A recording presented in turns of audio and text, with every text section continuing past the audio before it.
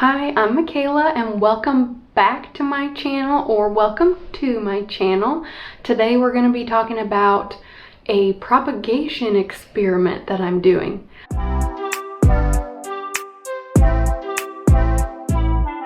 And I don't know about you, but like experiments and stuff and just seeing what works with plants and what doesn't is probably the most fun part for me. I think that's probably why I got into it, just because I'm a very curious person and I just like doing things like that. So what we're going to be doing is testing out 6 different propagation mediums. And we're going to be using mid cuttings of 2 different types of plants, and the first is going to be Rhaphidophora tetrasperma and the other one is Hoya carnosa. And all of the plants are on the same shelf under the same grow light, so pretty much they have the same conditions. And these are just mediums that I've seen people use and really like, or I personally use them and like them a lot. So, okay, so the different substrates are sphagnum moss, coco coir, I don't know if it's coir or coir, but I have a hard time saying both for some reason. Pawn, and this is just my interpretation of pawn. I do think that the actual Lechuza brand would be better for this, but I just pretty much used what was available to me, and there's not slow release fertilizer in here. And I used leca, perlite, and fluval.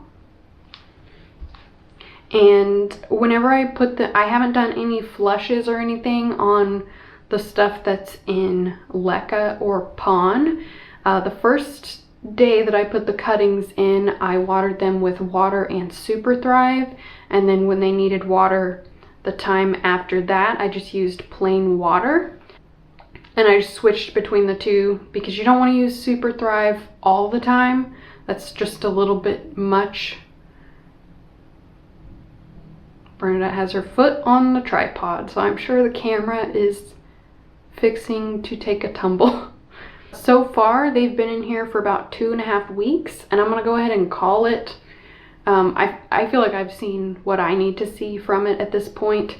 I'm probably gonna just still keep them in here, but I'm gonna go ahead and post the video. Maybe next time I do like a plant chores thing, I'll do an update on them. So let's just go ahead and see what's happening.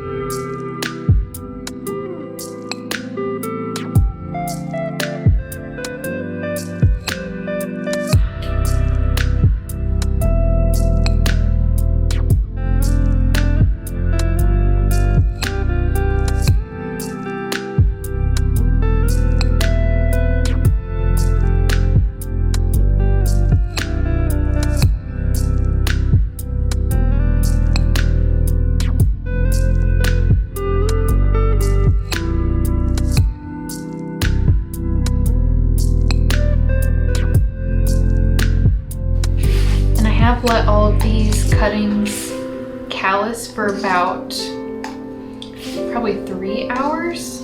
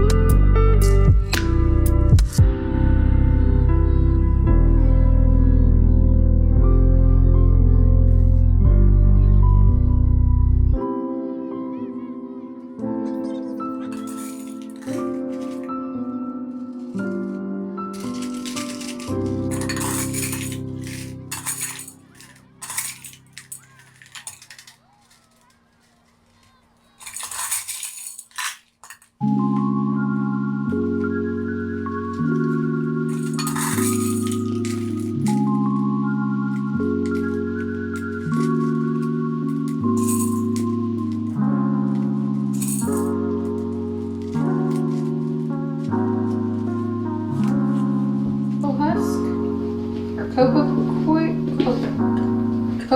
coir.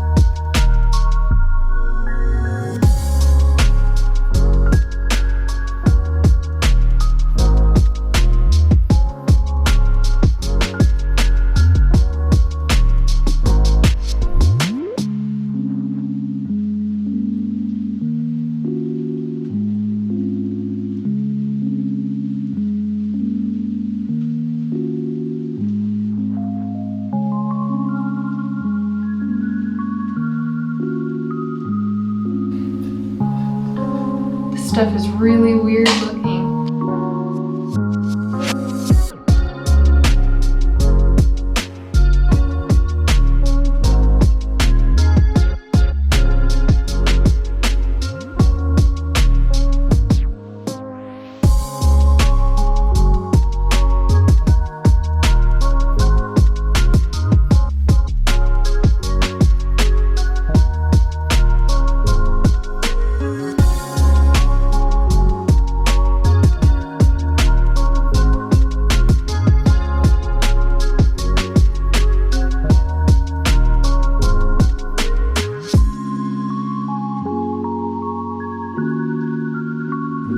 Okay, so just showing you where these are. They are on my shelf. I have one tray with the Rhaphidophora, and then I have the Hoyas right there. So I'll be checking on them and let you know if there are any developments. Alright, so we're gonna be checking in on all these things today. And I'm sorry if this is annoying. I have my phone set up because it will focus on things close up more so than the camera will. So that's what this is, and I'm gonna try to put in footage that focuses, like you can see what you're actually looking at. I think what I'll do is I'll like compare each one in each medium. Oh no, I don't want the dog back here.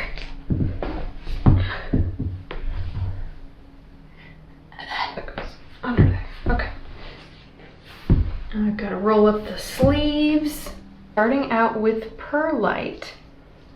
And if you watch my Instagram stories, oh yes, we do have roots. You may have noticed that I kind of got on a little bit of a perlite kick the other day. Okay, yeah, so roots.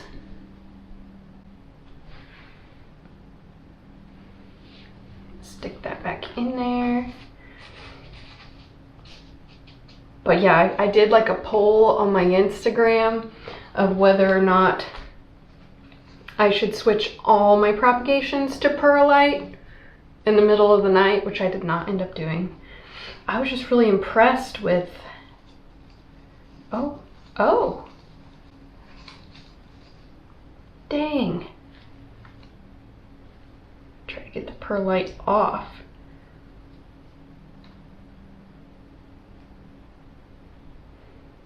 So I didn't think this one was gonna work. I didn't really want it to work because I don't like touching perlite. And the lighting is gonna be weird in this phone video if I'm able to figure out how to put it in there. Just a heads up. So yeah, so far, Rhaphidophora tetrasperma in perlite has some really good roots. I'm trying to go from least favorite to favorite propagation methods. Okay, this one's gonna be gross and I don't want to touch it, but this coco stuff, and I can see a root here, right there. So I did not think I was gonna like this stuff. I've had it and I just don't ever use it. Also don't really care for the texture. I think I might be like a texture person.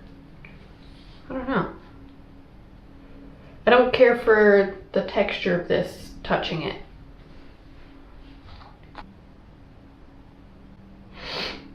Yeah, that's got a pretty good root too.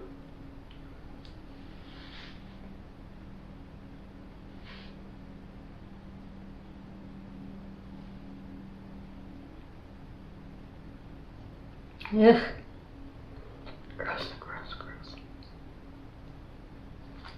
I don't mind the texture of soil. Why would this bother me? Do we have any rootage here? We do, just a little bit. This is interesting because when I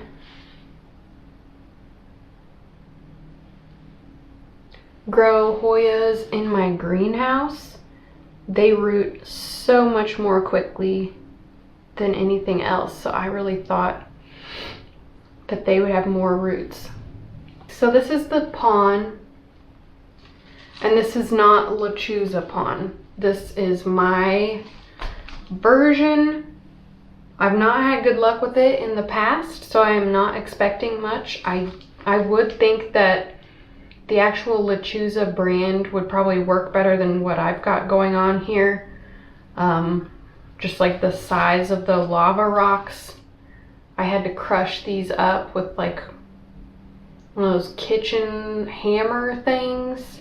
I don't know what they're called. I think people usually use them for meat, and I'm a vegetarian, so I don't have any use for something like that unless it's for plants. Typical. Oh, okay.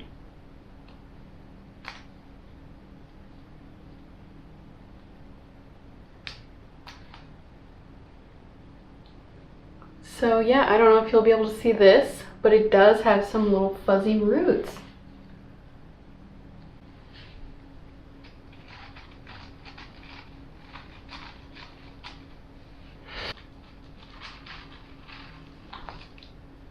And minimal rootage on the Rhaphidophora tetrasperma in pon. I think I'll try leca next. I used to do all of my propagations in leca. I did eventually stop. I just didn't really like it as much as I thought I did. Yeah, well, mainly it was keeping up with the flushing, and if you don't do that and you're keeping it in a closed container, you're a lot more likely to get some rot going on. But I just found out that I don't like doing the flushes, and it was just overwhelming to me, so it was harder for me to take care of them. But I know a lot of people really like leca, and yeah, I completely respect that. It's just not my cup of tea. And I also don't keep things in leca long term. I just found that the plant's growth was a lot slower, and the leaves it was producing were less mature. And this is over like several different plants. I found the same thing, not just like one plant. And I had things in leca for probably about 1.5 years. So that was just my experience. If you like leca and keeping stuff in it, I think that's great. A lot of people really like it. It's just not really my cup of tea, but just do what works for you. Gosh, that was a really long-winded explanation. Just a little teeny tiny bit of a root. Oh cool, I was just able to stick that right down in there. And nothing.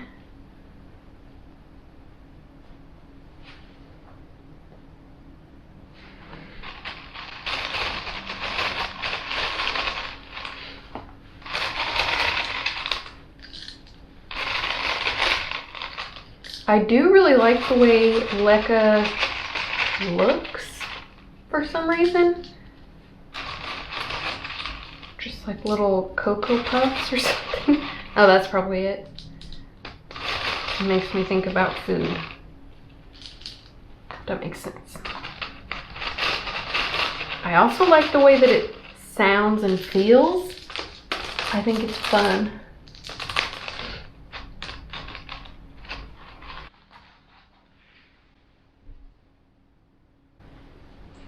All right, now we're gonna do sphagnum moss. And I use sphagnum moss for most of my propagations. Almost everything, actually, except for like 5 things in perlite is in moss, so it is my preferred method of propagation. And this is crappy moss. I don't like this kind, but it's all I could get my hands on. But yeah, it is making me wonder if maybe I should switch mediums, because there is nothing here.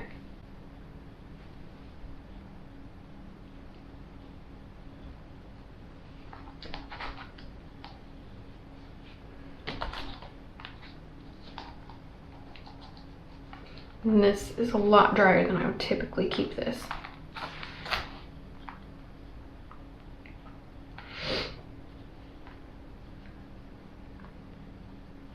Oh yeah, we have some pretty good root growth on the Hoya in moss. But that's pretty consistent with my findings in the greenhouse, is that Hoya propagate very quickly in moss. All right, and now onto the fluval.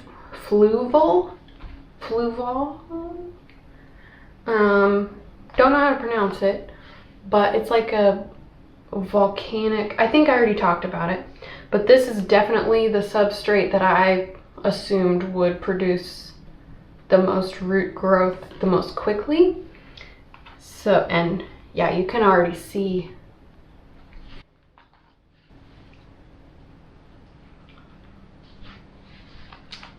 oh yeah, that's definitely the most roots out of anything.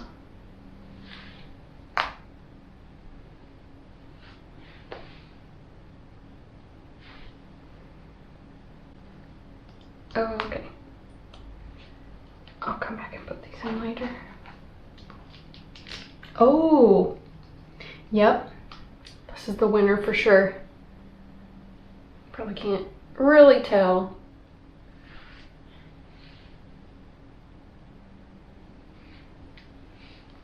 I'm declaring a winner, and that's this stuff. Okay, and just as a recap, I'm just going to be going through my ranking of these different substrates. So number 1 was fluval, and that is definitely the one that I expected to win.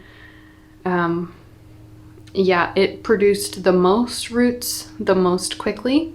It's also the most expensive, so there's that. I'll probably just only use that for plants that I'm having a difficult time rooting, or a cutting that's very expensive or I really don't want to lose for some reason. Number 2, unfortunately, was perlite. I say unfortunately just because like I don't like the sound, I don't like the texture. No. But I'm still gonna propagate a lot of stuff in it because more so than any of those reasons I just listed, I definitely want my plants to propagate quickly. And then number 3 was a tie for, sorry, I'm trying to understand the note that I wrote to myself here. So for aroids, coco coir was definitely the best, and for Hoya's, sphagnum moss was my preferred method. And I will probably continue to use sphagnum moss just because I know you can reuse it, and I don't know if you can or not with coco coir. If you didn't know that, you can boil sphagnum moss to disinfect it and reuse it again. Number 4 was pon, or my version of pon, and that is with the caveat that I would like to try the actual Lechuza brand. I definitely think that would work better than what I made. And then number 5 was leca. So yeah, that's just what I found. If you really like any of those substrates that I didn't end up liking, that's fine. Like, it is so interesting how different plants will do in different environments. Even like within the same town, like, so the same conditions almost, or I guess the same agricultural zone. Like, I'll have really good luck with something, and someone who lives like down the street may have completely different luck with it. So I just think that's fascinating, and these were my findings.